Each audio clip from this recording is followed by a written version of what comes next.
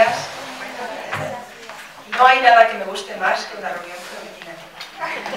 No, y lo digo muy en serio porque yo estoy muy convencida de que lo más brillante que hay en el pensamiento tiene que ver con la fusión perfecta entre la inteligencia racional y la inteligencia emocional. Puede haber gente muy brillante, pero si no hay corazón, si no hay alma, si no hay sentimientos, si no hay emociones, y de eso nosotros sabemos mucho. Y yo, desde luego, estoy absolutamente en contra de relegar a las mujeres a la condición de las emociones. En cambio, sí que pienso que las mujeres que nos comprometemos sabemos que siempre detrás de las ideas hay emociones. Hace muy poco tiempo las mujeres no teníamos un espacio y una voz pública. Teníamos un papel fundamental en la familia, éramos los que aguantábamos la vida, la estructura familiar, la gente que era importante, mientras ellos hacían las épicas y hacían las guerras, los negocios, lo que fuera. Pero se nos negaba ese papel. Nos costó mucho a las mujeres tener una voz pública, nos costó mucho. En realidad son 100 años, mi abuela no podía votar, por ejemplo, ¿no? Mi madre cuando veía la película Hilda y veía a esa mujer tan guapa, tan preciosa, con ese guante tan largo, sacándoselo, y de golpe venía él y le daba un bofetón. Mi madre decía, bien dado el bofetón. Porque en esa época nos imaginábamos que eso no era amor, eso era dominio y poder, y que eso era violencia. Y yo me eduqué en una sociedad donde todo era muy difícil. Yo tengo una amiga que es abogada, que su primera lucha como abogada fue conseguir lavabos para mujeres en los juzgados de Barcelona. O tengo otra amiga, por ejemplo, que tenía que sacarse el carnet de conducir, era una época dura, que era una época de Franco, y tenía que tener el permiso del marido, y el marido era un americano que había huido y no lo encontraba en ninguna parte, y no se podía sacar el carnet. Mi hija es como vosotras, puede ser lo que quiera. Es decir, en el siglo XX, gracias a la lucha de muchas mujeres de los siglos, especialmente del final del siglo XIX, las mujeres se pusieron de pie y dijeron al mundo queremos tener un papel, y lo conseguimos. Y si yo salvo el siglo XX, que fue un siglo caótico en muchos sentidos, sobre todo en Europa muy complejo, donde hemos tenido el estalinismo, el nazismo, el colonialismo, una cantidad terrible de barbaridades, salvo el siglo por dos cosas: porque aprendimos que las mujeres tenían derechos y los consolidamos, y aprendimos también que había derecho a la educación pública, a la sanidad pública, descubrimos también lo que llamamos el Estado democrático, el Estado del bienestar. De manera, chicas, que lo que seáis vosotros, que vais a ser lo que queráis, recordad siempre que viene una larga memoria de lucha y de tragedia, y también de mucho dolor, y de mucho ostracismo, y de mucha discriminación, lo cual es terrible porque no sabemos cómo habrían sido nuestras sociedades si esa cantidad ingente de millones de mujeres que podrían haber sido médicos, abogados, pensadores, filósofos, artistas, solo fueran condenadas a ser mujeres en su casa porque la sociedad no se lo permitía. Obviamente, si eso es una opción, no hay nada que decir, pero desgraciadamente generalmente no lo era. Pero bueno, no sé, quería empezar por aquí porque realmente yo creo que la gran aportación al pensamiento del siglo de nuestra época es la inteligencia emocional. Mujeres directivas, mujeres empresariales, mujeres médicos, mujeres trabajadoras de todo tipo, mujeres maestras que incorporan a la buena gestión las emociones. Yo he estado en algunas guerras, algunas difíciles. Bueno, toda guerra es difícil, ¿cuándo no? Y siempre he visto lo mismo. Ellos hacen la guerra y las mujeres en los campos de refugiados organizan la vida. Que cómo comer, cómo crear educación donde se puede, cómo se pueda, preservar la vida. Y siempre es ese instinto de la mujer, de ahí que, por ejemplo, antes, en una conversación previa a la vuestra, comentaba cómo es trágico cuando ves esa mujer palestina, madre, que ha enviado 4 hijos al suicidio. Porque es la destrucción de todo lo que significamos y somos, ¿no? Mitterrand dijo, el hombre del siglo XXI será mujer. Y lo creo con convicción, creo que nuestras sociedades van a ser mucho mejores porque nos hemos incorporado a ellas, con voz propia, con sensibilidad propia, con capacidad de lucha también si hace falta, por supuesto el Esther, pero seguro que Esther, además de defender a su pueblo y luchar por él, también piensa en las emociones que palpitan detrás. Pero sobre todo en el mundo musulmán solo tenemos una esperanza, que son las mujeres. Las que se rebelan, las que se levantan, las que luchan, las que hablan, las que se juegan la vida, las que mueren, ellas. Yo creo que no puede ser que actitudes como la mía sean excepcionales, porque si lo son, es que estamos en un mal defendiendo, yo estoy convencida que estoy defendiendo cosas básicas que tienen que ver con la vida, con la tolerancia, con la libertad, que tienen que ver con el respeto. En el fondo, bueno, los valores fundamentales que nos rigen en una buena casa, en el comedor de casa. La gente que hemos sido educada por madres y padres magníficos, ¿no? No es mucho más que eso. A lo mejor puedo ahora hablar de temas muy complejos que tienen que ver con el islamismo radical, que tienen que ver con cómo se pega. En el fondo solo hablamos de amor o de odio, no de mucho más. Y aquí lo podéis entender más que en ningún otro lugar, porque sabéis de qué hablo. Mi tío abuelo lo condenaron a muerte por un artículo que hablaba de un parque en Gerona, en Girona. Los judíos tenéis que visitar Gerona, porque quienes no lo hagáis hecho, porque todo el barrio judío es espectacular, es precioso. Hay una placita que se llama Isaac el Sec, Isaac el Ciego. Y además el gueto de Gerona fue un gueto extraordinariamente importante, hubo filósofos, médicos de renombre europeo en aquella época, gente muy importante y muy relevante. Y tenéis que ir. Y luego al lado de Girona hay un pueblecito llamado Besalú, que es un pueblo medieval, que tiene un puente medieval, que tiene una mikvah del año 1000. Perfecta, además. Y esto creo que está en pocas guías. Y me parece que es una de las mikvahs más impresionantes que se pueden visitar. Quien no la ha visto, a mí me hizo mucha ilusión también descubrirla y la verdad es que es una zona muy linda, ¿no? Pues él hizo un artículo explicando que había un parquecito muy bonito en Girona, donde los niños jugaban y tal, y que desde que había el fascismo y la guerra y tal, los niños ya no jugaban y estaba lleno de armamento. Y soñaban que el día que el fascismo sería vencido volverían los niños. Pues esa fue la base de su juicio militar. Entonces, tú entiendes que yo soy de una familia represaliada, porque una parte se fue al exilio, perdimos patrimonio, gente en la cárcel, mi tío abuelo fusilado, que además hubo una campaña en Europa para salvar la vida y no se consiguió, en fin, bueno, todo eso.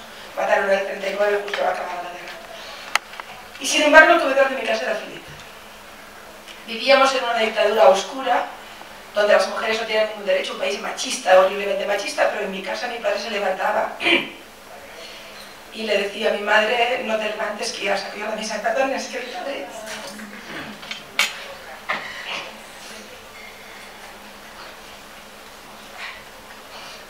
Se vale, se vale. No, se vale.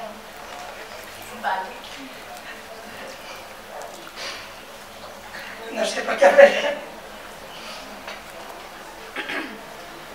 Bueno, aún no he superado. Aún no he superado su muerte, ¿verdad? Pero fíjate que yo vivía en un lugar donde mi papá me decía, no te levantes que ya saco yo la mesa. Es decir, vivía en una realidad machista, pero en el comedor de mi casa había amor, igualdad. Vivía en un país fascista, pero sin embargo nos educaron en la libertad. Vivía en un país que desconocía absolutamente lo que había sido el Holocausto, que no tenía ninguna conciencia de lo que significaba el odio, la intolerancia, porque no fuimos educados en la democracia, pero en el comedor de mi casa se hablaba del Holocausto. De manera que yo, y luego vivíamos en una dictadura que no nos permitía hablar nuestro idioma, un idioma que tiene 1000 años de historia, y que nos podían llegar a encarcelar por decir que un pájaro se llamaba ocell o un beso era un pato. Sin embargo, en mi casa defendíamos y hablábamos en mi idioma. De manera que me eduqué en un comedor de casa rebelde y feliz a la vez, que es algo complicado, ¿no?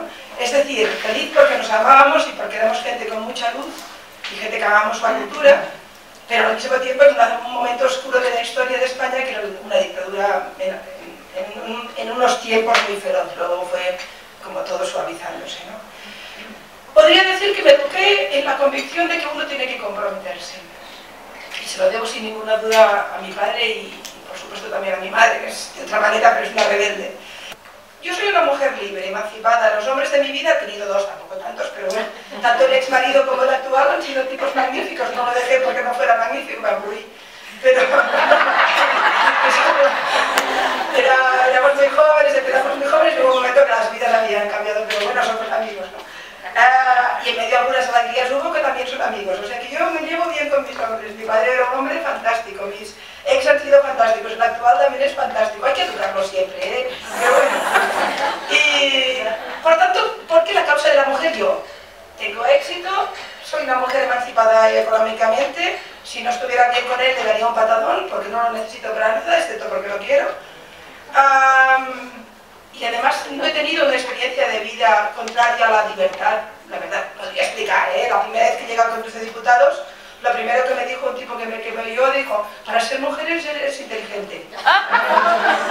Y yo también le respondí, en cambio tú para ser hombre eres muy obvio. Bueno, eso dejamos ahí. Yo he vivido estas cosas, pero vaya, no son rasguñitos. Yo no tengo heridas en mi vida respecto a mi condición femenina. He sido siempre muy chula, he ido fuerte por la vida, he triunfado, me he caído, me he levantado 50 veces las que han hecho falta, siempre con la convicción de que me podía ir a la cama a dormir con la conciencia tranquila, y eso es mucho. Con los enemigos adecuados, porque algunos me los quiero de enemigos y me los trabajo. Cuando hace tiempo que no me critican, los trabajo un poco. Y sobre todo con los amigos que realmente quiero tener. De manera que, ¿por qué la mujer? Yo no soy judía. Podría obviar este tema. ¿Para qué meterme en este lío? Cada vez que hablo del tema israelí me dejan ver en un montón de sitios. Me expulsan del paraíso de la izquierda porque estoy con los malos. Tampoco me quieren en la derecha porque no soy de los buenos. ¿Dónde estoy? ¿Quién soy? ¿Por qué? ¿Por qué me preocupa Israel, los judíos? Es decir, ¿por qué la mujer? ¿Por qué Israel? Mi trabajo, mi profesión está vinculada al periodismo. Entonces el periodismo, en principio, no está con estas causas precisamente. Y sin embargo, ¿por qué? ¿Por qué hay que comprometerse? Yo a mi madre le dije que me daba un permiso para viajar al extranjero, que me iba a París con unas amigas a comprar libros de FNAC, que eran muy de moda en aquella época. Y nosotros aquella, a un concierto por Nelson Mandela. Imaginaros qué locura.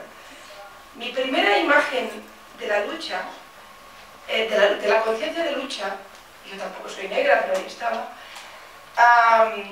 era luchar por un hombre que estaba en una cárcel y contra un país que le decía a los ciudadanos, por ser negro no tienes derechos. Es decir, el color de la piel implicaba derechos o implicaba discriminaciones. Era algo terrible. Y de golpe tenías un código penal y un código civil que le decía a los negros, tú no puedes subir a este autobús, tú no puedes casarte con quien quieras, tú no puedes ir a las escuelas de los blancos. Y era una locura y el mundo no lo podía aceptar. Mi primera conciencia fue un concierto por Nelson Mandela. ¿Dónde están los conciertos por las mujeres que no pueden ser nada, excepto esclavas en decenas de países islámicos? ¿Es peor ser mujer que negro? Sin ninguna duda, y si eres mujer negra ya no te cuento. Te diré que a pesar de todo, la mujer judía ha sufrido las persecuciones terribles a lo largo de la historia. Pero en la jerarquía de poder, donde se considera que la persona más poderosa del mundo es el hombre blanco, protestante, rico, lo más bajo que hay es la niña negra, pobre. Y luego va subiendo. Fijaros que en esa pirámide, que es una pirámide conocida de poder, la segunda persona más poderosa del mundo no es la mujer del hombre blanco, protestante, rico. No, hay muchos más antes de que llegue la mujer. La mujer siempre está bastante por abajo. Pero fíjate, en la escala dicen, no, lo más triste en el mundo es ser, lo más terrible en el mundo, lo más complicado, donde te pueden arriesgarte la vida, convertirte en esclava, en prostituta, ir a conflictos, morir de cualquier cosa, es ser una mujer, o sea, el hombre negro, pobre, en zona de conflicto es el más desgraciado del mundo. No, su mujer. Siempre hay un plano más abajo, ¿no? Pues, y por tanto en este sentido, a pesar de todo, la inmensa mayoría de las mujeres judías tienen cierto poder adquisitivo, tienen cultura, tienen nivel, no están abajo de todo. No, pero siempre hay detrás algo más trágico. Pensar que no las vemos. La prostitución infantil de las niñas nepalíes que son vendidas a los jeques árabes para su uso de los 9 hasta los 14 años y luego enviados a prostíbulos, es un negocio permanente en el Nepal. 2.000-3.000 cada año, según los datos de las organizaciones que luchan contra la prostitución infantil. Vendidas por sus familias porque no tienen nada más por vender. Es el mundo en el que vivimos. Y me duele tanto que ese tema, no focalizamos nunca en la mujer porque el mundo aún es masculino. Y por tanto ese no es el tema. El racismo era masculino. Había hombres que sufrían. Pero el sexismo, la misoginia, no lo sufren ellos.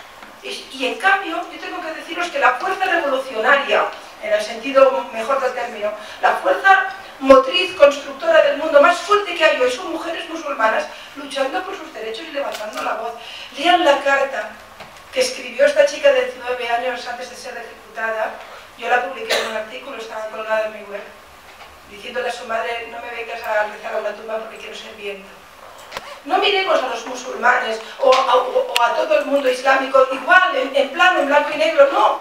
Porque esa gente tiene unos opresores brutales que los condena a vivir en sociedades absolutamente terribles y malvadas, donde la mujer no es nada. Hace unos años, no hace muchos, me acuerdo que estuve en un congreso en Eslia, que no sé ahora, pero en aquel momento la alcaldesa de Eslia era una mujer, y me hizo una especie de encuentro entre mujeres judías y mujeres árabes, que fue muy interesante, ¿no? Que además era justo, bueno, no me acuerdo exactamente, pero había conflicto. Sí, era justo, justo antes de la Segunda Guerra del Golfo, hace años ya, por tanto. Y me acuerdo que estuve con un grupo de mujeres palestinas, había unas que eran del Partido Comunista, muy occidentales y muy duras y tal, y luego había mujeres que iban cada vez más tapadas, hasta había alguna que prácticamente llevaba un burka, ¿no? Y bueno, lo primero que me acuerdo es que hubo un momento que estábamos viendo una exposición y la chica más occidental y más agresiva y muy comprometida me explicaba que habían ido a manifestarse en la embajada de Estados Unidos en contra de la guerra y que tal y cual. Y me lo explicaba a mí y yo le dije, qué buena idea ir contra la guerra. Y también te manifiestas cada vez que, por ejemplo, jamás pone una bomba. Y la tipa me dijo, no, eso es una causa eso es una causa revolucionaria, ¿no? Y yo le dije, y fíjate que yo solo lo veo un asesinato. O sea, que fue interesante porque hubo unas conversaciones y me acuerdo que cuando estábamos hablando así, una de las mujeres, allá la chica no está traducida del árabe, dijo, si mueren es porque Dios lo quiere. Y yo le respondí, bueno, Dios es un espejo roto, cada uno tiene su trocito, ¿no? Y mi trocito no lo permite. Pero no lo explicaba por esto, explicaba porque a la comida yo me senté y me quise sentar con las que iban más emburcadas, porque nunca tenemos acceso a esas mujeres, no hay manera de hablar con ellas. Y yo tenía mucha necesidad, mucho interés en saber qué sentían, ¿no? Porque al final de todo lo que hay detrás es un alma tan triste. Y bueno, estaba con ellas, estaba con una chica judía muy de la izquierda, me imagino que era de Meretz, muy haciendo puentes con las árabes, luchando, en fin, chaval muy mona, muy baja. Y estaba con las árabes y empezamos a hablar de violencia de género. Y claro, uno cuando pregunta sobre violencia de género tiene primero que hacer la autocrítica, porque si no, no vas a enseñar al mundo cómo hacer las cosas, ¿no? Y yo empecé diciendo, ¿cómo estáis en violencia de género aquí en Israel? Porque en mi país es la primera causa de muerte de la mujer de 25 a 35 años, por encima de los accidentes de coche y por encima del cáncer de pecho. Cuidado con el tema, estoy segura que en México también, ¿eh? Bueno, con el lío del narcotráfico no os voy a decir, perdonad. Pero vaya, a los 25 años mueres antes de violencia de género que de un accidente de coche, ¿eh? Y desde luego con cáncer de pecho. En España, digamos, en los 10 años que tenemos la ley de violencia de género, 700 mujeres muertas.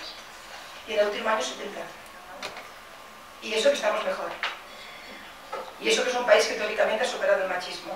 Si queréis, hacemos una parte de este tema, ¿eh? Cuidado. Que recordad sobre todo las chicas, las niñas, pero las jóvenes, amar nunca es dominar. El que te domina no te ama. ¿Eh? Pues en aquel encuentro yo expliqué eso, digo, bueno, es que en España el tema de la violencia de género es tan grave, bla, bla, bla, bla, bla. Y ellas me escuchaban, y aquí estaba callada. Y hoy tenemos leyes, hay que denunciar. Yo todo lo decía para ver cómo reaccionaban, me interesaba.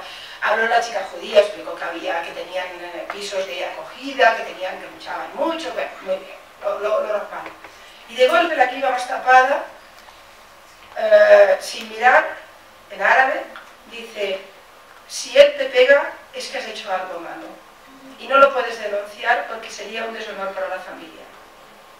Y ya tuve la llave, ¿no? Y le dije, bueno, si él te pega, a lo mejor quien hace algo malo es él y quien crea un deshonor a la familia es él. Y rápidamente me responde, bueno, pero ahora mi marido ya tiene una más joven y le pega a ella y a mí me deja tranquila. Tengáis un rinconcito. Que nuevamente luego hay mujeres extraordinarias, por ejemplo, cuando Sarkozy, ahora no recuerdo el nombre de ella, cuando Sarkozy cogió a aquella chica que fue la creadora de una asociación que se llama Ni Piut ni Sumis, ni prostitutas ni sumisas, y ella creó una organización porque empezaba a haber nuevamente delitos de honor en los barrios de París, de chicas francesas nacidas en Francia que eran asesinadas por haber tenido un novio que no correspondía por sus propios primos y familiares. Y se creó una organización de mujeres musulmanas titulada Ni prostitutas ni sumisas, que finalmente a ella Sarkozy la recogió y la hizo directora o secretaria para inmigración. Una mujer muy potente.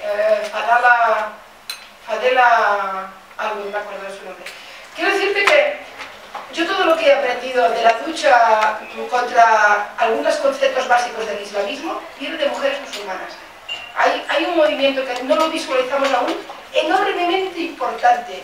Y por ahí se van a quebrar muchas cosas, porque, por ejemplo, nosotros no vamos a hacer caer el régimen de Arabia Saudí, pero sus mujeres veremos. Porque además son cultas, son ricas, pues ya lo ven. El hombre no puede equivocarse, puede ser mediocre, la mujer no. Aún no hemos conquistado el derecho a la mediocridad. Solo se puede llegar si eres excelente, porque tienes que superar una cantidad de problemas. Yo tengo 3 hijos, os cuento. Tengo una hija biológica, Sira, que tiene ahora 34 años y me va a hacer abuela en enero. Va a tener un niño que se llamará Jordi en catalán es Jorge, que es el patrón de Cataluña, y además su marido es italiano y también su padre se llama Giorgio, de manera que Jordi ahí estaba. Y mi hija mayor la tuve en la coquetería muy joven, 20 años. Fue muy deseada y muy querida, pero después la vida se me complicó, empecé a hacer periodismo, estuve en zonas de guerra y decidí que no quería tener más hijos biológicos, que si tenía más hijos los adoptaría. Y entonces adopté a Noé, que ahora tiene 22 años, está en la universidad. Tuve una época que yo era diputada al Congreso de Diputados y era teniente de alcalde en Barcelona. Fue una época de locura, encima me separé. Y me quedé yo con mi hijo primero adoptado, Noé, y con Sira. Sira tenía 14 años, el niño tenía un par de añitos, separada, política en Madrid, viviendo en Barcelona y teniente de alcalde, una locura de tiempo. Y así que las mujeres, pues yo te puedo asegurar que en ningún momento importante de mi vida fallé. Yo podía estar en el Parlamento de Madrid, llamar a casa, ver a la niña que estaba con su depre adolescente, coger el avión y estar en casa. Nunca, siempre estuve, nunca fallé. Y la verdad es que tengo la impresión de que quizá no estuve todo lo que quise, pero estuve con mucha calidad en cuanto estuve. Escucharte de verdad es increíble, gracias por el trabajo que haces. Yo sé que lo haces por ti, por tu persona, porque defiendes eso, pero para nosotros y para todo México y para todos los judíos en la diáspora y en Israel es sumamente importante tu trabajo. Entonces, muchísimas gracias.